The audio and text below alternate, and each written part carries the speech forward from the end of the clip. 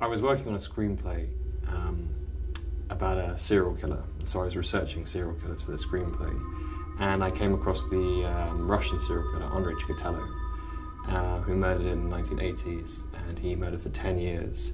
And he murdered for such a long period of time, not because he was a kind of criminal genius who evaded capture very easily, but just because the system had been set up that it wouldn't even recognize that he existed. The way things are named in Soviet Russia, lots of, I don't know, either hospitals or schools, they're named, rather than, say, St. Thomas's, they're named, you know, Hospital 56, and they're named Orphanage 207. And there's this numbering system. So it struck me that this was a way of, you know, almost declassifying the victim in a way. You take out their humanity and you just say, oh, well, it's just a numbering system, so it became, you know, this is victim 44. The opening, the prologue, which is set in the 1933, the sort of the height of this famine in the Ukraine, features a woman who loves her cat so much that she's kept it even though every other domestic animal in this village has been long since eaten. As the man burst through the trees, raising the branch.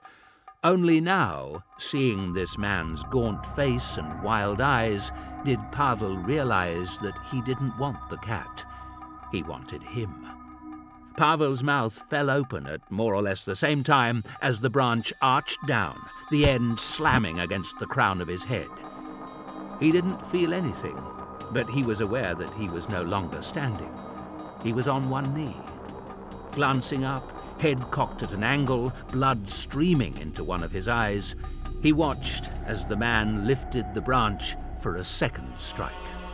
Suddenly it's now been translated into 30 languages, and it's become, you know, this audio version and this movie. And it's kind of exciting to think that there are all these different ways of experiencing it. The book, you know, is now sort of read in its entirety, and I can now listen to it read by someone else, which is going to be, you know, which is very exciting from my point of view, because in a way, you rediscover it.